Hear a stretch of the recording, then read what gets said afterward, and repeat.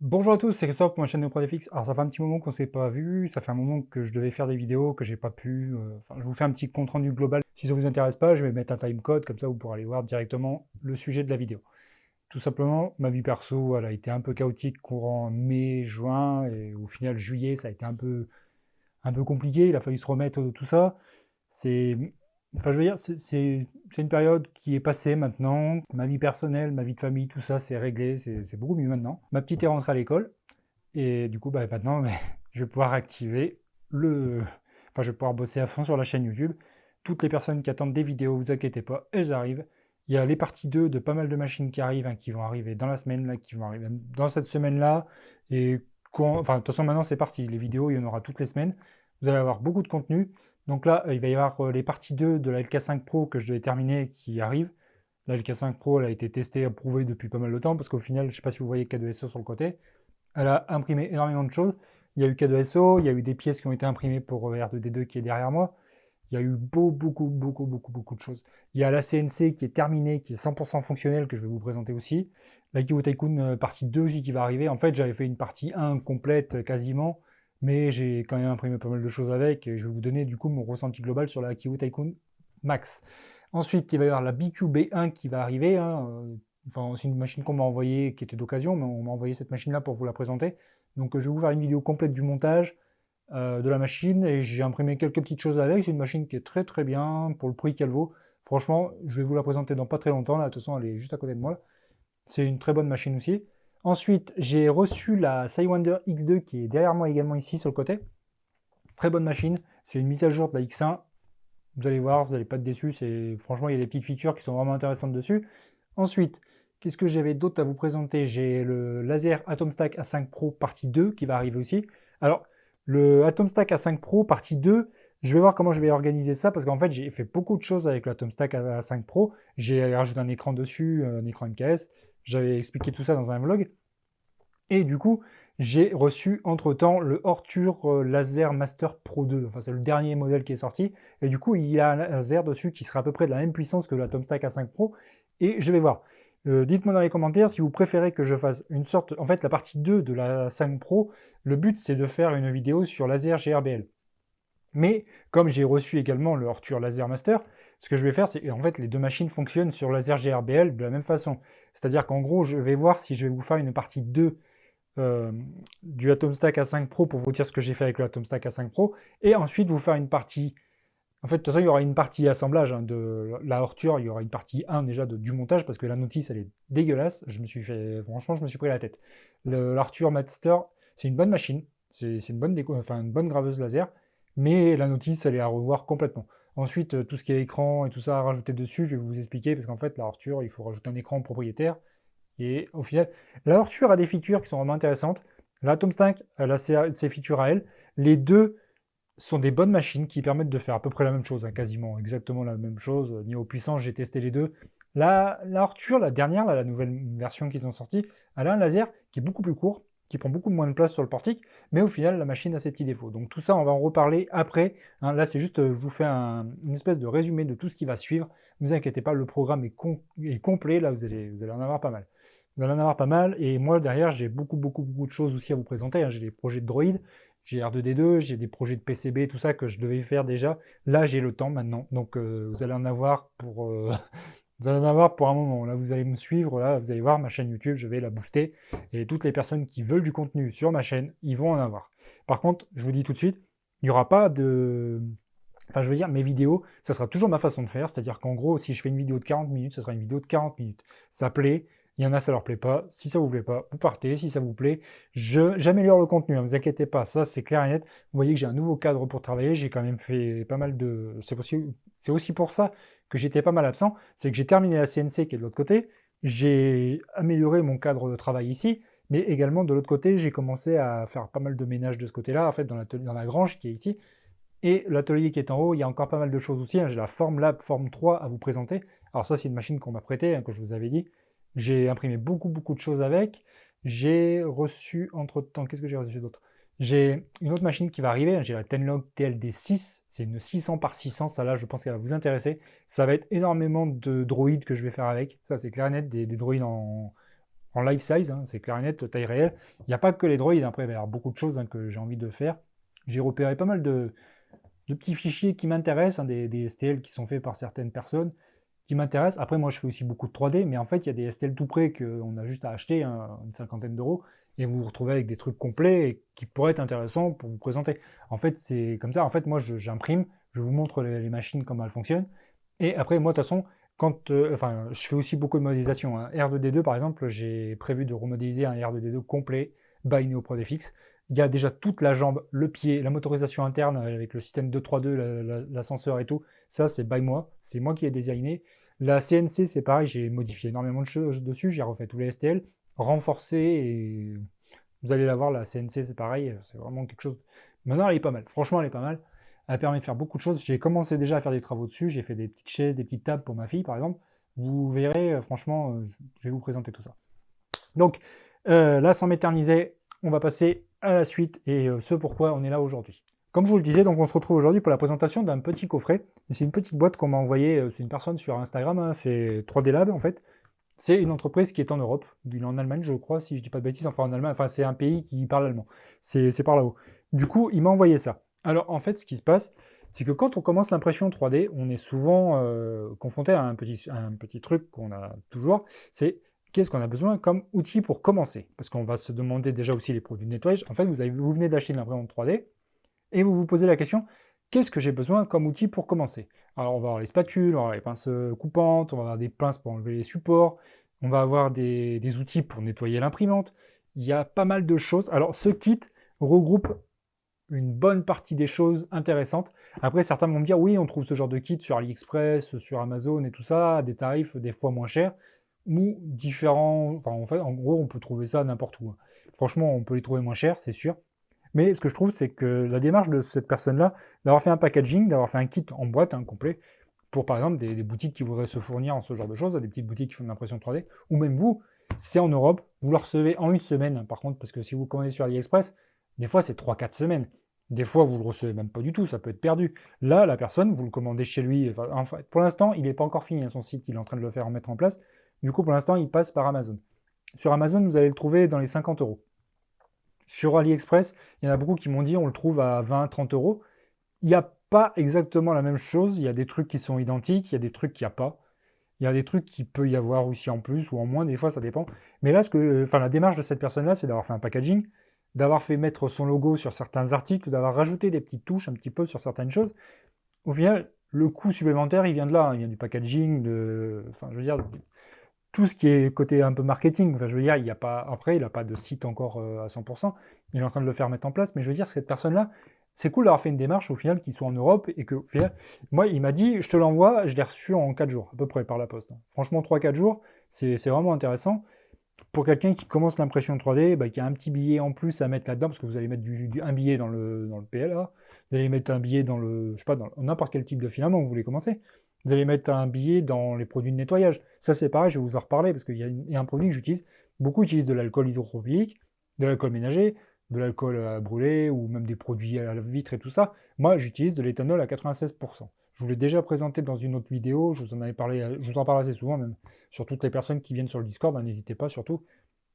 L'éthanol à 96%, je m'en sers que ce soit pour les imprimantes FDM, mais je m'en sers également pour les imprimantes résine. Ça marche super bien sur les FEP, sur les réservoirs, ça marche super bien sur le nettoyage de la résine. Et quand vous achetez ce genre de produit-là, vous prenez des microfibres. Vous nettoyez les FEP avec ça, ou même les écrans tactiles, hein, vous nettoyez n'importe quoi avec ce truc-là, franchement ça marche super bien. Les mecs de chez Formlab, ils ont tellement été emballés par le fait que j'utilise ça, qu'ils commencent à l'utiliser chez eux et ils ont dit putain oui, ça fonctionne super bien. Et par rapport à de l'alcool isopropylique, je vous garantis que ça coûte beaucoup moins cher. Les 5 litres, je les paye à peu près dans les 15-20 euros, ça dépend où je le trouve. Mais franchement, l'alcool isopropylique, vous n'aurez pas 5 litres à 20 balles. Donc on va passer au déballage de ce kit, je vais vous montrer ce qu'il y a dedans. On va discuter vite fait de tout ça. Après, dans la durée, est-ce que c'est des produits fiables ou pas? Bah, vous les verrez parce que je vais les utiliser régulièrement. Il y a des petites choses dedans qui sont intéressantes au final. Et comme j'ai 2 ateliers, j'ai ici et en haut, ce qui est bien, c'est que je vais en laisser une partie ici. Donc du coup, j'ai à peu près la même chose. Sauf que moi, c'est des choses que j'ai achetées depuis que j'ai commencé l'impression 3D en 2011. C'est-à-dire qu'en gros, les ébavureurs, les pinces coupantes, tout ça, moi, je les ai achetés au fur et à mesure. Parce qu'à l'époque, je découvrais. Et au final, je trouve que ce truc, je l'aurais eu à l'époque, hein, ce kit. Franchement, j'aurais été super content d'avoir ça sous la main tout de suite, tout prêt. Parce qu'au final, bah voilà, on a quand même besoin de pas mal de petites choses pour commencer. Après, il n'y a pas tout. Je vais vous donner aussi des petits trucs à acheter en plus, hein, je vais vous dire ce qu'il peut y avoir en plus à acheter, des clés, des trucs comme ça, parce que des fois, vous achetez des machines, certaines marques vous donnent tout, dans un petit pochon, ou un petit coffret, ou un truc comme ça, ou un petit sachet. Certaines marques bah, vous donnent pas forcément l'essentiel. Je pense pas forcément, enfin par exemple à Artillerie. Artillerie vous donne pas de pince coupante pour le filament. Je trouve ça dommage. Il y a les clés plates, il y a pratiquement les clés à laine, il y a tout, mais il n'y a pas la pince coupante. Il y a certaines autres marques, c'est l'inverse. Il n'y a pas de spatule, il n'y a pas de tournevis. Des fois, il y a des marques, carrément, ils vous filent même pas d'outils, ils vous filent un petit morceau d'échantillon de 100 grammes, là, et puis vous démerdez avec ça. C'est un petit peu dommage, parce qu'au final, quand c'est des machines à assembler, bah, la moindre des choses, c'est de vous filer les outils pour l'assembler. Allez, c'est parti pour la présentation du toolkit. Donc, la boîte, 3D Lab. Donc, comme je vous disais, donc, il y a 29 outils à l'intérieur. Et à l'arrière, on vous montre exactement tout ce qu'il y a à l'intérieur. Alors, ce que j'avais oublié, enfin, je vous avais dit tout à l'heure, c'est en Allemagne. En fait, j'ai regardé derrière, c'est marqué Estonie. Donc, en gros, c'est en Europe, quoi. Là, c'est marqué un 3D Lab Europe. Donc, il y a son adresse email ici si vous voulez le contacter. Après, comme je vous ai dit, vous pouvez le contacter sur Instagram ou bah, il y a Facebook, il y a Amazon. En fait, il y a tous les réseaux sociaux, quoi. Donc, à l'intérieur, on va trouver quoi? Un pied à coulisses, des spatules, une pince coupante, un tube de colle. Alors le tube de colle, ça je vous conseille de jamais l'utiliser sur des plateaux. Moi franchement, c'est quelque chose que j'utilise pas. J'ai remarqué que en fait, ça avait tendance à les buses, si vous avez votre buse qui est mal réglée, quand ça va frotter sur la colle, ça va remonter dans la buse, ça va mélanger de la colle avec du PLA, ça va vous faire une pâte dégueulasse. Et en général, soit vous allez boucher votre buse, soit vous allez avoir des problèmes de colle dégueulasse partout sur le plateau. Moi, la colle, franchement, ça c'est le truc que, franchement, j'enlève. Je mets de la 3D lac, ça fonctionne super bien. De toute façon, je vais vous en parler juste après, hein, des petites choses que je vous conseille à ajouter en plus de ce genre de pied de boîte. On va avoir un tapis de découpe. Alors ça, c'est vraiment intéressant d'en avoir un parce qu'au final, bah, après, vous pouvez en trouver à Action, hein. Ça coûte pas cher, franchement, à Action. Il y en a des grands, ils sont vraiment intéressants. Mais c'est cool de l'avoir mis dedans. On a une pince. Alors, cette pince plate, elle a l'avantage d'avoir comment dire, des petits tripes, en fait, sur la partie pince. Ce qui veut dire qu'en fait, vous pouvez attraper, franchement, les supports, vous pouvez les attraper avec ça, vous pouvez les casser avec ça. En fait, vous pouvez utiliser la pince coupante et la pince plate pour enlever vos supports. Ça va vous faciliter les choses quand même. Parce qu'il y a certaines pinces comme ça où ils ont le bec plat, mais ils sont lisses. Et là, vous pouvez rien attraper avec. Moi, j'en avais acheté une fois. Je croyais que c'était une pince avec les dents, enfin les dents rainurées. Et au final, bah, je me suis retrouvé avec une pince plate, parce qu'en fait, elle était emballée dans un sachet, et au final, bah, c'était une pince plate sans les dents. Donc, franchement, là, avec les dents, c'est vraiment intéressant. On a, donc, il nous parle d'une poche zippée, là, donc un sachet. En fait, le sachet, c'est pour ranger tout tout le contenu de la boîte dans le sachet. Ça vous permet d'avoir quelque chose, au final, si vous voulez pas garder le carton, vous avez un sachet, vous mettez dans un tiroir de bureau ou quelque chose comme ça dans votre atelier, vous avez vos outils sous la main. On a des petites brosses métalliques. Alors, les petites brosses métalliques, on va avoir une en laiton, une en acier. Ça va être pour nettoyer tout ce qui est buse. Vous pouvez nettoyer même des pièces, hein. Vous pouvez frotter sur des pièces. Bon, par contre, ça va bouffer, hein, parce que vu que c'est du métal. Mais pour gratter les morceaux de support, des fois, ça peut être vraiment intéressant. Les petits morceaux de support qui restent, vous pouvez les frotter avec ce genre de brosse. La brosse en laiton, je la garde pour tout ce qui est buse. Vous nettoyez les buses. Franchement, vous chauffez votre buse, vous nettoyez avec ça, et vous vous retrouvez avec une buse, nickel. À l'extérieur, pour l'intérieur, vous allez utiliser du filament de nettoyage, mais je vous en reparle juste après. Ensuite, on va avoir un petit jeu de lime. Ça peut être cool aussi, comme je vous l'ai dit juste avant, pour les supports. Alors, une petite chose, c'est que ce genre de kit, ça peut vous servir en FDM, mais si vous faites de l'impression résine, le gros avantage, c'est que les limes, les petites pinces comme ça peut vous servir également en impression résine. Même des petites spatules, là, et également le tapis de nettoyage, hein, ça peut vous servir aussi quand vous faites quand vous enlevez les supports, même sur des pièces résine. Alors, par contre, les pièces résine, nettoyez-les avant de faire ça sur les trucs comme ça, parce qu'après, ça va devenir collant, ça va être dégueulasse. On a les bavureurs, avec des petits jeux de lames. Alors les bavureurs, c'est super également quand on a des trous, par exemple, dans une pièce, qu'on veut nettoyer le trou correctement. Ensuite, on a une boîte complète avec un cutter de précision et plusieurs petites lames. Ça, c'est pareil, c'est super, les cutters de précision comme ça. On en a toujours besoin d'impression 3D pour nettoyer des rainures, quand on a des petits supports qui sont coincés à l'intérieur. Pour les pièces résine, c'est également super, ça, pour les pièces résine, parce qu'en fait, quand on a par exemple des pièces en résine qui s'assemblent, on peut toujours gratter un petit peu les deux parties qui vont venir se connecter l'une à l'autre. Parce que des fois, ça peut arriver que ça gonfle un tout petit peu avec la résine, et du coup, bah, ça s'ajuste pas forcément très bien. Ça, c'est franchement pratique, avec le jeu de lime, ça peut être intéressant. On a également un kit de nettoyage pour les buses. Alors, je vous disais qu'on a les brosses pour nettoyer les buses, mais ici, on a également un jeu d'aiguilles, avec une pince à épiler. Alors, la petite pince à épiler, ça peut servir pour enlever le petit bout de fil qui coule au niveau de la buse si vous n'arrivez pas à l'attraper. et vous avez un petit jeu d'aiguille pour nettoyer la buse. Ensuite, on va avoir du papier à poncer. Le papier à poncer, je vais vous montrer à l'intérieur, on a plusieurs tailles, et franchement, on a jusqu'au 1000. Pour des pièces en résine également, là c'est super, et après pour faire de la finition sur des pièces en PLA par exemple, ou même en ABS, ça peut être vraiment très utile, et d'avoir du papier à poncer, c'est toujours utile d'en avoir sous la main. Après, comme je vous ai dit, le papier à poncer, il y a certaines choses, c'est même le pied à coulisses. Alors le pied à coulisses, il est en plastique, enfin ils disent carbone dessus, mais je parierais plus sur du plastique. Le papier à poncer, c'est pareil, c'est des choses, c'est des consommables. Ça va être du consommable. Les lames de cutter, ça va être du consommable. Les ébavureurs, moi j'en ai un, ça fait 6 ans que je l'ai et j'ai jamais changé la lame dessus quasiment parce qu'on fait que du plastique. Après, vous pouvez vous en servir également sur du métal. Donc maintenant, on passe à l'ouverture de la boîte. Donc allez, c'est parti, on va sortir tout ce qu'il y a dedans. Donc on a des autocollants. Alors je trouve que c'est sympa. Là, vous voyez aussi ça sur AliExpress, quand vous commandez, vous n'avez pas forcément des autocollants livrés avec. Là, on a des petits autocollants pour personnaliser, je sais pas, une caisse à outils, une boîte ou même votre imprimante. Vous pouvez mettre un autocollant dessus pour faire joli. Vous avez également un QR code ici pour flasher, pour tomber sur ces réseaux sociaux. On a la petite mousse, la petite sacoche. Petite sacoche qu'on va se servir. Du coup, moi, je vais tout transvaser dedans. Comme ça me fera quelque chose à mettre dans la servante. Comme ça, j'aurai quelque chose de propre pour ranger les outils. Donc, on a le papier à poncer. Comme je vous disais, on va avoir plusieurs tailles. Donc, on a, que je vais regarder vite fait, qu'est-ce qu'on a? C'est tout marqué à l'arrière. On a du 320, 500, 800 et 1000. C'est des petites plaques, donc de 113 par 138. Voilà, vous pouvez voir ici. On a le jeu de lime. Et comme vous pouvez voir, il a fait un packaging sur pas mal de petites choses. En fait, il y a pas mal de petites choses qui sont personnalisées avec sa marque. Donc, le jeu de lime. Je ne sais pas si on a les tailles à l'arrière. Donc on a une longueur de 180 mm, après c'est tout ce qu'on nous dit. On en a une plate, une un peu ovale, ça c'est pratique pour les trous. Enfin quand vous faites par exemple des pièces un peu arrondies et tout ça, c'est vraiment pratique les arrondis. Franchement, si vous y allez doucement, vous n'y allez pas comme des sagouins, les outils peuvent tenir longtemps.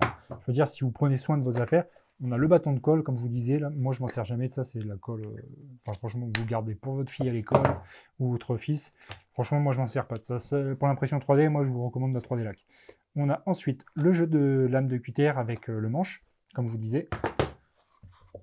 On va avoir le pied à coulisses. Alors le pied à coulisses, quand il va arriver, moi le mien en fait il était déjà allumé parce que j'avais déjà ouvert la boîte. Il était déjà allumé, mais en fait il y avait une pile de rechange en plus. Tout simplement parce que le machin il est tellement sensible que en fait ce qui se passe c'est qu'il s'allume dans la boîte. Du coup j'ai viré la pile là pour vous faire la vidéo parce que je voulais pas qu'elle traîne dedans, sinon ça faisait qu'à rester allumé. Comme j'ai envie de garder un maximum de piles, parce que les piles on en a toujours besoin sur ce genre de truc. Donc comme je vous disais, la pile d'origine, elle est toujours allumée. Par contre, on en a une de rechange. On a une de plus fournie avec. Et je pense qu'ils avaient prévu le truc que ça reste allumé. Donc ensuite, pied à coulisses, standard. C'est un truc basique. Donc, si je me mets à 130... Ouais, franchement, c'est pas mal. Franchement, c'est pas mal. Il faudrait que j'essaie de mesurer quelque chose pour vous montrer, par exemple, un bouchon de bouteille ici. Vous voyez, 30,9 par exemple, là, le bouchon de bouteille. Franchement, pied à coulisses, c'est super pratique. C'est toujours utile d'en avoir un parce qu'au final, moi j'en ai 3. Maintenant, ça m'a fait un 4e. C'est toujours pratique quand on fait de la modélisation 3D sur SolidWorks, sur Fusion, sur peu importe ce que vous faites. C'est toujours cool d'en avoir un parce qu'on a besoin de vérifier des cotes. Même quand vous commencez l'impression 3D pour calibrer votre machine, ça peut être utile. On a une petite boîte en plastique, c'est cool, ça évite qu'il se balade partout. Et qu'au final, justement, ce que je vous conseille de faire quand vous le remettez dedans, vous enlevez la pile. Ça vous évite que votre pied à coulisses s'allume tout seul et qu'il reste allumé pendant 10 ans et que vous bouffez votre pile. Les bavureurs, alors moi j'en ai déjà un qui traîne là-bas. Celui-là, du coup, il va aller dans l'autre atelier en haut, comme ça, au moins, j'aurai pas besoin de chercher le deuxième à chaque fois. On a la petite pince à épiler. Pince à épiler qui, moi, va me servir pour tout ce qui est composants CMS, parce qu'au final, la mienne, elle est tombée par terre, et comme c'est vachement fin, ça plie le bout, donc moi, ça, c'est vachement utile. Le jeu d'aiguilles, comme je vous disais. Les petites brosses métalliques, alors il n'a pas encore fait sa petite personnalisation, là on reconnaît une boîte qui vient de Chine, donc après on sait forcément que ça vient de Chine tout ça, parce que pour le faire à ce prix-là, voilà quoi. Ça, chez Leroy Merlin, vous n'allez pas le payer 1 euro, ça c'est clair et net. Chez Leroy Merlin, vous allez le payer peut-être 15 balles, donc là vous avez vraiment un jeu complet.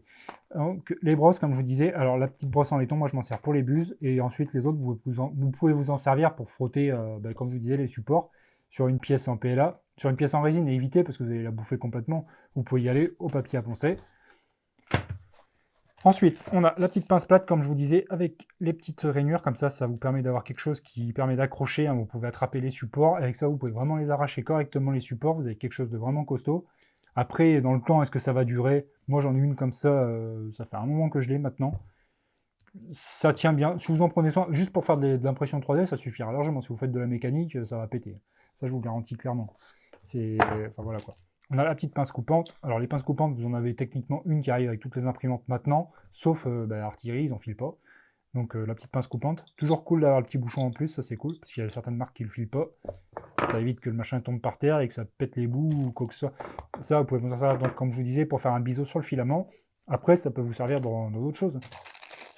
Donc les petites spatules. Alors les petites spatules, techniquement, ils nous disent qu'elles sont fournies pour enlever la pièce du plateau. Vu le manche, je vous garantis que si vous forcez sur ça, avec ça sur, sur une pièce, vous allez péter le manche. Ça, par contre, vous pouvez peut-être les garder pour les pièces en résine, ça sera peut-être plus facile à décoller.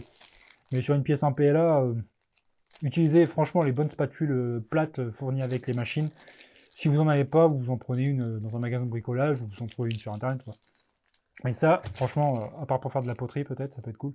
Mais franchement, faire de l'impression 3D, ça va être un peu limite, je pense. Mais c'est cool de les avoir mises. Du coup, après, on a le petit tapis de découpe. Alors, comme je vous disais, vous pouvez en trouver chez Action. Ça coûte... chez Action, je crois qu'ils sont même pas à 2 €.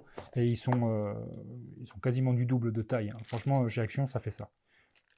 Après, bon, c'est cool de les avoir. On a des mesures. Quand on fait de la petite retouche de pièces, vous voyez, il y a deux côtés. On a des côtés avec des angles, des cercles et tout ça. Là, par exemple, vous avez des diamètres. Si jamais vous faites des pièces avec des diamètres, vous pouvez mesurer le diamètre dessous si vous n'avez pas le pied à coulisse sous la main. Ou même pour faire d'autres trucs, hein, faire des perçages, même des tracés, des dessins techniques. Ça peut être cool. Ça peut être cool et c'est cool de l'avoir. Après, je trouve qu'il est un peu... Bon, il est un peu raide. Il est un peu raide, mais bon, c'est cool. Ça permet d'avoir quelque chose de costaud. Donc du coup, ce que je vais faire, c'est que je vais tout mettre à l'intérieur de la sacoche. Je vais regarder si ça loge, ça, du coup, dans la sacoche. Franchement, vous voyez, là, le truc de découpe rentre nickel là-dedans. La petite pince, alors la petite pince, soit vous gardez le petit sachet qu'il y avait, soit vous imprimez un petit capot là, pour fermer. Vous pouvez vous imprimer une petite pièce pour protéger le bout de la pince. Moi j'aime bien avoir les bouts des pinces, des outils, tout ce qui est tranchant, des pinces, tout ça, j'aime bien les avoir avec des bouts protégés. Comme ça permet de, si jamais ça tombe par terre, vous prenez sur le pied par exemple, ça évite de se planter dans le pied, mais ça évite également de bousiller le bout des outils. Ça c'est super important si vous voulez garder vos outils en bon état. J'aurais dû enlever les sachets parce que je pense que ça c'est pareil, j'aurais dû enlever le sachet parce que ça rentrera jamais avec tout le sachet là-dedans. Ça fait de la place perdue pour rien. Alors après, les embouts là ils sont à l'intérieur, hein. Ça c'est comme la mienne, il suffit de tourner et vous avez les embouts à l'intérieur. Il y en a plein par contre. Moi j'en avais que 2 de fournis avec. Moi c'était chez Leroy Merlin donc c'est pas le même tarif. Donc voilà. Ensuite, les petites brosses métalliques. Alors les brosses métalliques, techniquement je vous déconseillerais de les enlever du sachet parce que si vous vous piquez les doigts, ça pique quand même pas mal ça. Donc voilà, on va le foutre là-dedans. Et le pied à coulisse, est-ce qu'on aurait assez de place pour le rentrer avec? Ouais. Donc le pied à coulisse, comme je vous disais, donc là, la pile, c'est celle de rechange. Moi je vous conseille d'enlever, je vais la foutre là. J'enlève celle qui est dedans, je la fous là, on le met comme ça. Après, c'est pas le pied à coulisse de l'année, hein, c'est pas un truc haut de gamme, c'est un truc en plastique. Moi j'en ai en métal, un vrai pied à coulisse que j'avais payé 70 balles. Là, c'est un truc, ça vaut peut-être 5 €, ça se trouve sur internet. Mais ce que je veux dire, c'est qu'au moins vous avez vraiment l'essentiel, quoi. Vous avez vraiment l'essentiel. Vous voyez, là j'ai une sacoche pour bosser. C'est plein, c'est rangé, j'ai plus qu'à enlever tout le bordel là. Je vais garder au pire son packaging en déco dans l'atelier, ça fera. Donc voilà, donc j'espère que cette petite présentation de kit vous aura plu, hein. Donc je vous ai dit 3D Lab. Vous pouvez le contacter sur Facebook, sur Instagram, 3D Lab Europe, vous tapez. Vous le trouverez, donc petit kit vraiment sympathique pour travailler dans de bonnes conditions, avoir des outils sous la main. Voilà. Donc moi, comme je vous ai dit, après vous pouvez rajouter des petites choses en plus, je vous mettrai les liens dans la description. C'est même pas affilié, il me l'a envoyé comme ça, je gagne rien dessus. Hein. Franchement, ça lui fait de la pub. Moi, je trouvais l'action sympa. Voilà. Donc, je vous dis à bientôt pour la suite des vidéos. Comme je vous ai dit au début de vidéo, il y a beaucoup de choses qui arrivent. Là, n'hésitez pas à vous abonner, à liker, à partager la chaîne. Ça va bombarder. Me revoilà. Et là, vous allez être sûr que vous allez en avoir de la vidéo. Là, c'est clair et net. Là, c'est pas genre je le dis et puis je le fais pas. Non, c'est que là, maintenant, je vais avoir le temps. J'ai vraiment la motivation de bien faire. Moi, j'ai beaucoup de projets à vous présenter. Sur la CNC, on fera de la modélisation, fusion. Moi, j'utilise SolidWorks. Mais comme SolidWorks, c'est des licences, c'est une licence officielle payante que j'ai récupérée. C'est une vraie, hein, c'est une vraie licence. Mais si les gens veulent travailler sur Fusion 360, vu qu'il est plus facilement accessible pour les étudiants et tout ça, après, si vous voulez du SolidWorks, hein, moi je vous fais du SolidWorks. Mais je commence à me mettre. En fait, j'utilise pas Fusion à la base. mais je suis en train de m'y mettre un petit peu pour vous faire des tutos pour vous. J'utilise énormément SolidWorks, quand je passe sur Fusion, bah, j'aime pas. J'aime pas Fusion, j'aime pas, mais je vais quand même m'y mettre pour vous. Après, je trouve qu'il est simple, hein, il est vraiment intuitif, vraiment simple. J'ai commencé à faire déjà des petits travaux, j'ai fait une chaise pour ma fille, enfin j'ai fait 2 chaises, j'ai fait une petite table, comme ça elle peut s'amuser. Et franchement, c'est vraiment sympathique. La CNC marche super bien, là j'attends des broches, enfin j'attends des fraises pour faire de l'aluminium un petit peu. Il y a du dibond que j'ai envie de tester aussi, pour faire des panels, pour faire des pancartes, pour faire plein de machins en dibond, pour faire beaucoup de choses. Il y a même des châssis d'imprimante, on peut faire des châssis de Prusa par exemple avec du dibond de 8 mm, c'est possible. Et la CNC, vous allez voir, elle marche super bien. J'ai une broche de 1,5 kW à vous présenter également. Enfin 1500 watts, vous allez voir, c'est vraiment une bonne broche qu'il y a dessus. Je vais vous la présenter de toute façon la broche, parce que je dois faire une vidéo, c'est une personne qui me l'a envoyée à un magasin pour vous la présenter. Donc voilà. Donc je vous dis à bientôt sur ma chaîne, c'était Christophe pour NeoProDFX et merci 3D Lab pour le kit. À bientôt.